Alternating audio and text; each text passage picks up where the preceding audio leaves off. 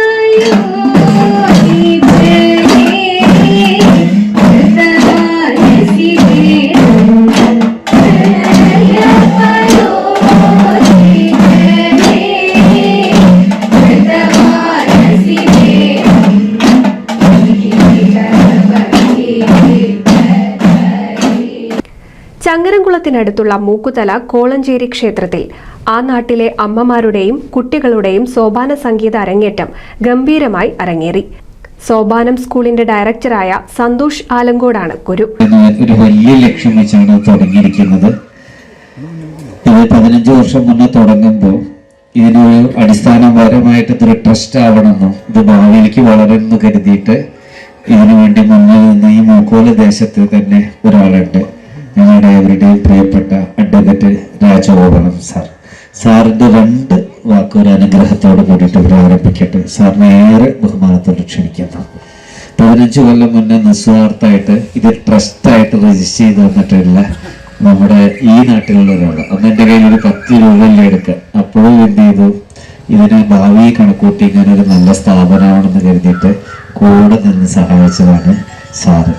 വിജയലക്ഷ്മി നാരായണൻ, ചന്ദ്രമതി ബാലൻ, സീമ പന്താവൂർ, ലീല കക്കാട്, അജിത മുല്ലപ്പള്ളി, ആര്യ ഏർക്കര, സ്മിത രവി, ജ്യോതി പൂക്കുഴി, ദേവിക പൂക്കുഴി, ഉമാ പന്താവൂർ, അനുശ്രീ എന്നിവരുടെ അരങ്ങേറ്റമാണ് എടപ്പാൾ കണ്ടനകത്ത് പ്രവർത്തിക്കുന്ന സോപാനം സ്കൂളിന്റെ ഡയറക്ടറും ഗുരുവുമായ സന്തോഷ് ആലങ്കോട്, കലാമണ്ഡലം അമൃത രഘു, ജയൻ വെള്ളാലൂർ എന്നിവരുടെ ശിക്ഷണത്തിൽ അരങ്ങേറിയത്.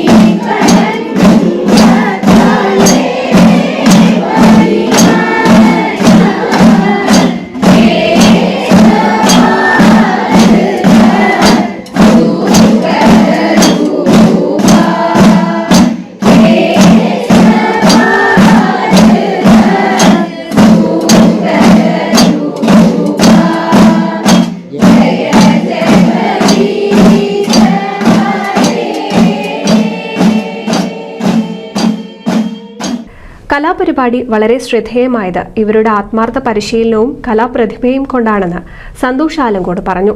അമ്മമാരുടെയും കുട്ടികളുടെയും ഏകാഗ്രതയും സമർപ്പണവും സോപാന സംഗീതത്തിന് ഒരു പുതിയ മാനങ്ങൾ നൽകിയതായി അദ്ദേഹം അഭിപ്രായപ്പെട്ടു. NCV news Changaramkulam.